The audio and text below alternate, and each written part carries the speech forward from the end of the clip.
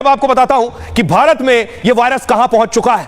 भारत के अलग अलग शहरों में इस वायरस ने दस्तक दे दी है। देखिए जरा भारत के नक्शे में आपको दिखाने जा रहा हूं। खबर मिल रही है गुजरात में एक केस मिल गया इस वायरस का, पश्चिम बंगाल में भी एक मामला सामने आया है एचएमपी वायरस का, कर्नाटक में 2 मामले सामने आ गए इस वायरस के और तमिलनाडु में भी 2 वायरस के मामले सामने आए। आपको याद होगा कोरोना के वायरस की शुरुआत भी दक्षिण भारत से हुई थी, वहां से 1 या 2 मामले कोरोना के सामने आए और उसके बाद धीरे धीरे करके ये आगे बढ़ते चले गए और उसके बाद पूरे देश और पूरी दुनिया ने हालात देखे। अब आपको बताऊं चीन में जो वायरस मिला है इसके हालात क्या हैं और भारत में इसके हालात क्या हैं, यह मैं आपको दिखाने जा रहा हूं। देखिए जरा, सबसे पहले चीन की बात करेंगे। चीन में हालात क्या है? चीन में मास्क वाले दिन फिर से लौट आए। कोरोना की तरह एचएमपी वायरस फैल रहा है चीन में। अस्पताल में मरीजों की कतार बढ़ने लगी है। बुजुर्गों और बच्चों में संक्रमण तेजी से हो रहा है। वहां उत्तरी चीन समेत कुछ जगह मौत भी होने लगी है। इस तरह की खबरें हैं क्योंकि चीन छिपाता है, इसलिए सच सामने आ नहीं पाएगा। जैसे कोरोना का सच आज तक सामने नहीं आया। वुहान और दूसरे राज्यों में इमरजेंसी का ऐलान हो गया है और दूसरे देशों के हजारों लोग फिर चीन छोड़ना चाहते हैं, वहां से निकलना चाहते हैं। चीन एचएमपी वायरस के पूरे आंकड़े दरअसल जारी नहीं कर रहा है। विदेश मंत्रालय ने बयान जारी कर कहा है डरने की बात नहीं, चीनी विदेश मंत्रालय कह रहा है, लेकिन दुनिया को शक है कि चीन फिर से सच्चाई छिपा रहा है। और अब हाल भारत का, कल तक यह कहा जा रहा था कि भारत को खतरा नहीं है, डॉक्टर्स कह रहे थे डरने की जरूरत नहीं है, नहीं आने वाला है, परेशान मत होइए। और आज एक ही दिन में एचएमपी वायरस के 4 से ज्यादा केस आ गए। दिल्ली से लेकर महाराष्ट्र, महाकुंभ तक अलर्ट जारी हो गया है। देश में सबसे पहले कर्नाटक से एचएमपी वायरस के 2 केस सामने आए। 8 महीने के बच्चे और 3 महीने के बच्चे में यह वायरस के संक्रमण मिले। दोनों की कोई ट्रेवल हिस्ट्री नहीं, यानी कोई गया नहीं था चीन, भारत में ही मिल गई हिस्ट्री।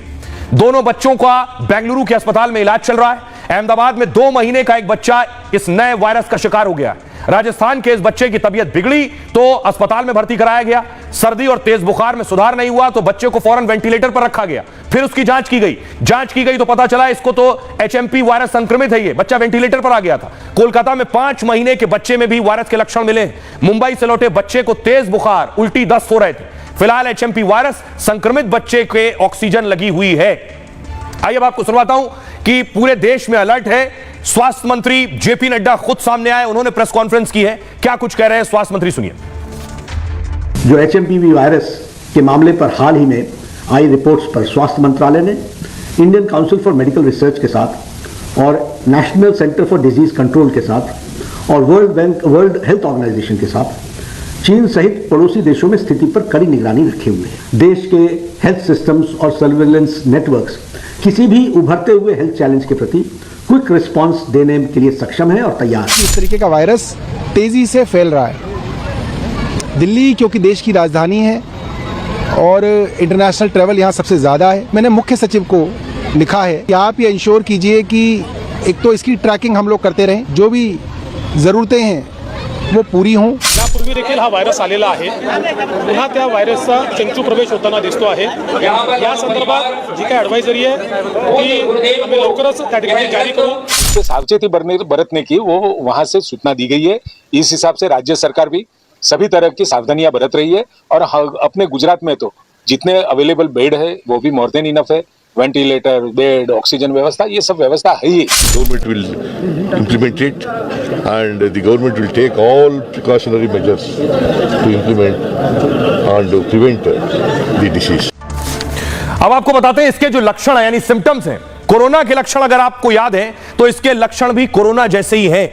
जैसे देखिए कोरोना और इस एचएमपी वायरस के लक्षण कैसे हैं। कोरोना में बुखार आता था, एचएमपी में भी बुखार आता है। अगर आपको याद हो कोरोना के लक्षण बहुत घातक नहीं थे, सामान्य स्मेल और टेस्ट जाता था या बुखार आता था, लेकिन वो किस कदर जानलेवा हो जाता था। इसके लक्षण भी सामान्य हैं। कोरोना में खांसी आती थी, एचएमपी में भी खांसी होती है। कोरोना में सांस लेने में दिक्कत होती थी, एचएमपी में भी सांस लेने से परेशानी होती है इस नए वायरस में। कोरोना में गले में खराश होती थी, इस नए वायरस में भी गला खराब होता है। कोरोना में श्वास और गंध का पता नहीं चलता था जब माइल्ड सिम्टम्स हो, इसमें सर्दी और नाक बहना इसके लक्षण है। कोरोना में सिर दर्द और सुस्ती होती थी, इसमें शरीर में चकत्ते पड़ जाते हैं। कोरोना वायरस सांस से भी फैलता था, यह भी हवा से फैलता है उसी तरह से। कोरोना में फेफड़े पर ज्यादा असर, सबसे ज्यादा असर फेफड़ों पर होता था, यह भी फेफड़ों को प्रभावित करता है। सांस के जो मरीज हैं उनके लिए और तकलीफ है। चीन से इसकी शुरुआत हुई, चीन ने कभी माना नहीं। यह भी चीन से ही फैल रहा है, चीन मानने को तैयार नहीं। पहले खतरनाक वायरस नहीं लगा जब चीन से इसकी शुरुआत हुई, चीन मान नहीं रहा था, दुनिया को लग रहा था सामान्य सर्दी खांसी जुकाम है, लेकिन 71 लाख जानें चली गई। और इस वायरस के लिए कहा जा रहा है यह ज्यादा खतरनाक नहीं है। दुनिया में 71 लाख मौत कोरोना से हुई है, इसकी अब तक कोई वैक्सीन नहीं बनी है। कोरोना की वैक्सीन आ चुकी है, इस एचएमपी वायरस की कोई वैक्सीन नहीं है। आइए आपके लिए हमारे साथ जुड़ रही है खास मेहमान डॉक्टर स्वाति महेश्वरी, उनसे जवाब लेते हैं। स्वाति जी बहुत बहुत स्वागत है आपका। मेरा सवाल ये, लोगों में डर और दहशत भी है, हम इसके लक्षण बता रहे हैं, सर्दी जुकाम बुखार, सर्दी का मौसम चल रहा है और सर्दी के मौसम में हर दूसरे आदमी को तीसरे आदमी को सर्दी जुकाम बुखार है, इसके लक्षण भी वैसे ही हैं। तो कैसे पहचाने जिसे खांसी सर्दी जुकाम है, ये सामान्य खांसी सर्दी जुकाम है या एचएमपी के सिम्टम्स हैं? लोगों में डर इसी बात को लेकर। कि शुरुआत के दिनों में ये पहचानना बहुत मुश्किल है कि ये एचएमपी वायरस के द्वारा संक्रमित व्यक्ति है या कोई साधारण फ्लू या कोल्ड कफ इस व्यक्ति को हुआ है, क्योंकि शुरुआत के दिनों में अगर हम देखें तो सर दर्द होना, खांसी होना, गले में खराश होना, नाक बंद होना या नाक बहना, हल्का बुखार होना, इस तरह के लक्षण ही सामने आते हैं जैसे कि आमूमन तौर पर किसी सर्दी खांसी जुकाम के व्यक्ति को होते हैं। साथ ही जो लोग ट्रैवल करके आए हैं उनको भी एहतियात के तौर पर अगर शुरुआती लक्षण इस तरह के दिखाई देते हैं तो एचएमपी की टेस्टिंग करानी चाहिए। वायरस की जांच का तरीका भी बहुत आसान है, जिस तरह से कोरोना की टेस्टिंग की जाती थी बिल्कुल वही तरीका है। इसमें भी आरटीपीसीआर का टेस्ट होता है जिसके लिए नेजल स्वैब या मुंह से स्वैब लिया जाता है, जिससे कि टेस्टिंग की जाती है। वही खून से या हमारे थूक से भी इसमें वायरल कल्चर किया जा सकता है। तो इसका जांच पहले भी भारत में होती रही है, इसके टेस्ट अब उपलब्ध हैं।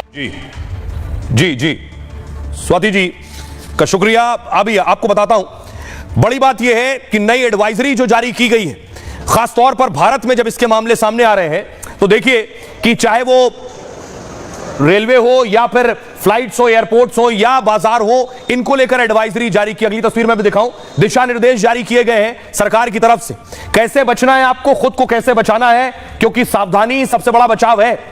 मैं आपको बताऊं इससे कैसे बचना है आपको। कोरोना जैसे वायरस को लेकर देश में खौफ है, स्वास्थ्य मंत्रालय लगातार इस पर बैठक कर रहा है, सभी राज्य इस वायरस को लेकर अलर्ट हो गए। केंद्र सरकार ने एचएमपी पर गाइडलाइन जारी की है, लोगों को चिंता ना करने और सतर्क रहने को कहा गया है।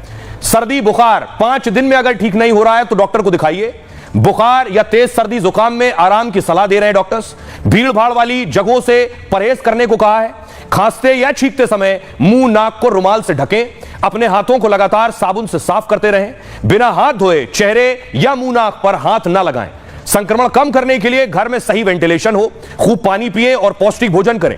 छोटे बच्चों और बुजुर्गों में दरअसल इम्यूनिटी कम होती है, इसलिए एचएमपी का खतरा उन्हें सबसे ज्यादा होता है। भारत में एचएमपी वायरस के 4 केस बच्चों में ही मिले।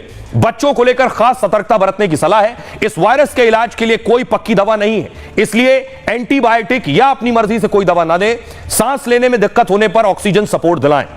अब एक सवाल हमारे जहन में यह है, स्वाति महेश्वरी लगातार हमारे साथ बनी हुई है, उनसे सवाल यह है, स्वाति जी मेरा सवाल यह है, हम दर्शकों को बता रहे हैं कि क्या यह कोरोना जैसा वायरस है। सवाल यह है, सबने वैक्सीन ली है, लोगों ने वैक्सीन ली है, क्या यह वायरस हमें वैक्सीन से, कोरोना वाली वैक्सीन से बचा लेगा?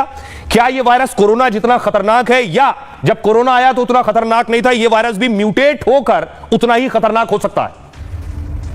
वैक्सीन की अगर हम बात करें तो ये एक ऐसी वैक्सीन थी जो कि कोरोना यानी कि जो हमारा SARS-CoV-2 वायरस था उसके प्रति जो है हमें इम्यूनिटी देती थी, उससे हमारी रक्षा करती थी। लेकिन एचएमपी वायरस एक दूसरा वायरस है, जबकि दोनों रेस्पिरेटरी वायरस हैं लेकिन दोनों का ग्रुप अलग अलग है। ऐसी स्थिति में कोरोना की वैक्सीन जो है वो एचएमपी पर काम करेगी ऐसा कहना बहुत मुश्किल है। और जैसे जानते हैं कि जो आरएनए वायरस होते हैं उनमें म्यूटेशन की काफी शक्ति होती है, उनमें काफी म्यूटेशन देखे जाते हैं। कोरोना के भी हमने देखे थे कि कई सारे म्यूटेशन हुए और कई सारे फॉर्म सामने आए। ऐसी स्थिति में एचएमपी वायरस के साथ भी ये संभावनाएं है कि इसमें म्यूटेशन हो जाए या ये ज्यादा घातक बन जाए, ज्यादा इन्फेक्शियस हो जाए, तो ये संभावनाएं इस वायरस के साथ भी रहेंगी। और इसीलिए चीन में किस तरह का वायरस है, क्या वो म्यूटेटेड है या नहीं, ये जानना बहुत ज्यादा जरूरी है।